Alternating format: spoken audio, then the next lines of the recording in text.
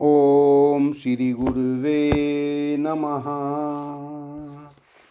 ओम शांति शांति शांति। प्रणाम भगवान। भगवान पक्षपात रहित अनुभव प्रकाश श्री स्वामी विशुद्धानंद जी प्रसिद्ध काली कमले वाले बाबा जी द्वारा विरचित बड़ा ही विशुद्ध ग्रंथ और सर्ग नंबर 4 से व्याख्या चल रही है भगवान, जिसमें आज का शीर्षक है न्याय। सत्संग प्रारंभ करते हैं भगवान। पुनः न्याय ने आकर कहा कि सर्व जगत ईश्वर के अधीन है। कर्म बीज है, काल से प्रकट होता है, पर ईश्वर चाहे तो नाश हो जाए, इससे सब ईश्वर से है। मैंने कहा, मुझ सच्चित आनंद प्रत्यक आत्मा से भिन्न ईश्वर नर जड़वत है। स्वप्न दृष्टा से भिन्न स्वप्न ईश्वरवत। स्वप्न में राजा तथा प्रजा भासती भी है, परंतु सब प्रतीति मात्र है, पूर्व उत्तर नहीं। स्वप्न दृष्टा ही तीनों काल में सत है। स्वप्न सृष्टि के संग ही स्वप्न के ईश्वर आदिक हैं, तैसे ही दृष्टांत जान लेना। न्याय ने कहा, ईश्वर वह है जिसने तुझको उत्पन्न किया। मैंने कहा, मैं चैतन्य स्वयं प्रकाश रूप हूँ, मेरी उत्पत्ति करने वाला कोई नहीं। न्याय ने कहा, हे पराशर, ईश्वर रूप सूर्य से ही सर्व जगत की तथा तेरे संघात की चेष्टा होती है।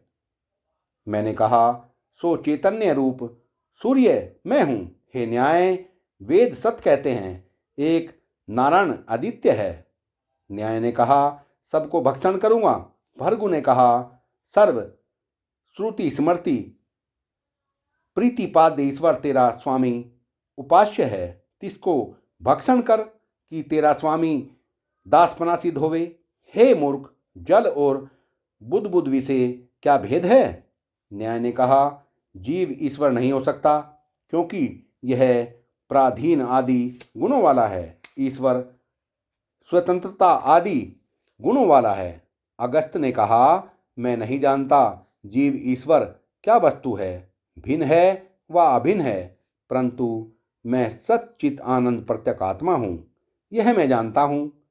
जो जीव ईश्वर सच्चित आनंद आत्मा से भिन्न है, तो ऐसे असत जड़ दुख रूप अनात्मा जीव ईश्वर को हम क्या करें, चाहे भिन्न रहे चाहे अभिन्न रहे। जो सच्चिदानंद आत्मा है सो मेरा स्वरूप है।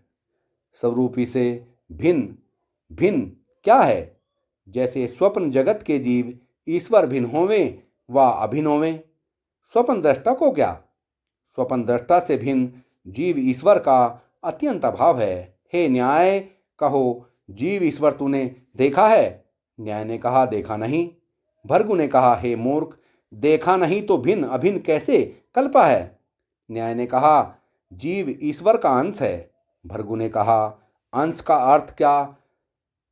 मृत्तिका का जैसे घट अंश है, व जल का जैसे बुदबुदा तरंग आदि अंश है, व स्वर्ण के जैसे भूषण अंश हैं, जैसे महाकाश का घटाकाश अंश है, तब भी अंश अंशी भाव नहीं होता है।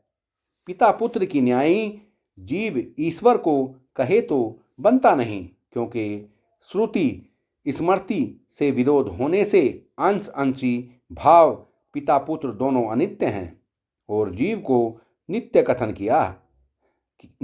किया है।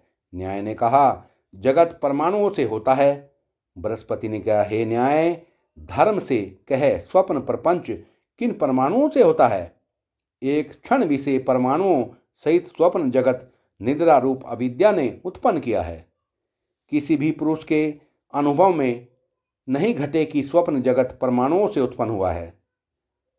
तद्दत जब घट को कुलाल मृत्तिका से बनता है व नाश होता है, तो परमाणु बिखरते मिलते किसी ने भी नहीं देखा। हे न्याय, पृथ्वी का गर्दा वायु से आकाश में देखकर परमाणुओं का कारण रूपता से नित्य और कार्य रूपता से अनित्य कथन हास्य योग्य है। हे न्याय, इंद्र जाल कर रचा हुआ जगत कह किन परमाणुओं से रचा जाता है और किन परमाणुओं के बिखरने से नाश होता है, तैसे ही रज्जु विषे सर्प दंड माला अधिक पदार्थों की उत्पत्ति नाश किन परमाणुओं से हुई है, किंतु किसी परमाणुओं से नहीं हुई। केवल रज्जु के अज्ञान से सर्प आदिकों की उत्पत्ति हुई है। रज्जु के ज्ञान से सर्प आदिकों का नाश देखने में आता है।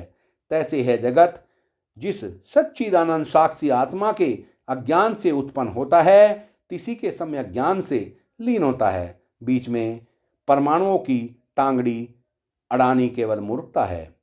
न्याय ने कहा, सप्त व षोडश पदार्थों के सम्यक ज्ञान से मोक्ष होता है। मैंने कहा, हे न्याय, जिस अधिष्ठान के अज्ञान से बंद होता है, तिसी के अज्ञान से मोक्ष होता है, अन्यथा नहीं।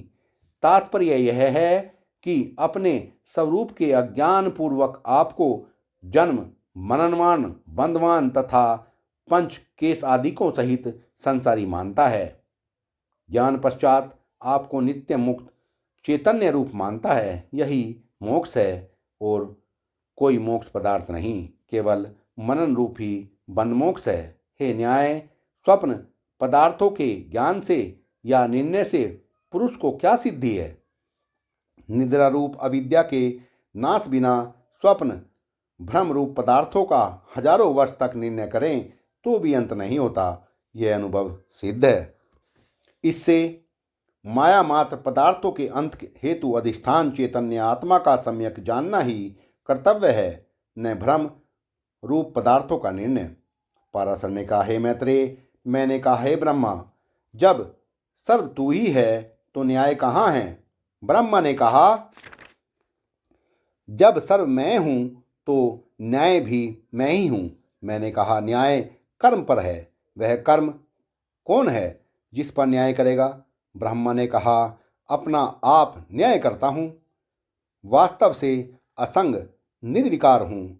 जैसे स्वप्न दृष्टा सर्व स्वप्न का व्यवहार भी आप ही करता है और वास्तव से असंग भी है। सत्संग को विराम देते हैं भगवान। प्रणाम भगवान।